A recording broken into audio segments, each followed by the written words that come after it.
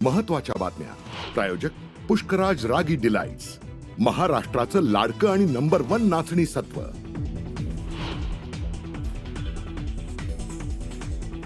पुन्हा अशा घटना घडू नये यासाठी एसओपी तयार करणार, सर्व चूक रुग्णालयाचीच आहे असं म्हणणं अयोग्य, मात्र चूक असल्यास कठोर कारवाई करू, भिसे कुटुंबाच्या भेटीनंतर मुख्यमंत्र्यांचं आश्वासन। मास्क करणारं रुग्णालय सरकारनं ताब्यात घ्यावं, रुग्णाची प्रकृती नाजूक असतानाही दाखल करून का घेतलं नाही, सरकार जाब विचारणार की नाही, आदित्य ठाकरेंचा संतप्त सवाल।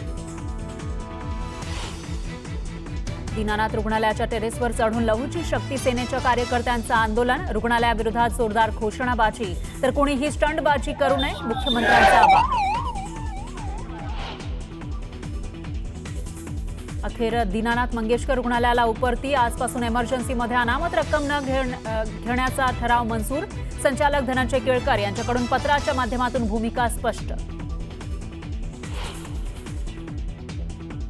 माणिकराव कोकाटे हे कृषी क्षेत्रातले कुणाल कामरा, शेतकऱ्यांबद्दल केलेल्या विधानावरून संजय राऊतांनी कोकाटेंवर डागली तोफ, शेतकऱ्यांना दुखावणारी वक्तव्य न करण्याचं आवाहन। पोलीस अधिकारी अश्विनी बिद्रे हत्या प्रकरणाचा निकाल, मुख्य आरोपी अभय कुरुंदकर दोषी, 11 तारखेला पनवेल सत्र न्यायालय शिक्षा सुनावणार। सोलापूरच्या बाबू जगजीवनराम झोपडपट्टीतील 2 शाळकरी मुलींचा मृत्यू, दूषित पाण्यामुळे मृत्यू झाल्याचा स्थानिकांचा आरोप, तर मृत्यू डेंग्यूची लक्षणं असल्यानं झाल्याचा पालिकेचा दावा। महाविद्यालयामध्ये निरोप समारंभावेळी भाषण करताना तरुणीला आली भोवळ, रुग्णालयामध्ये दाखल करताच मुलीचा मृत्यू, धाराशिवच्या परंडा तालुक्यातील घटना कॅमेऱ्यात कैद।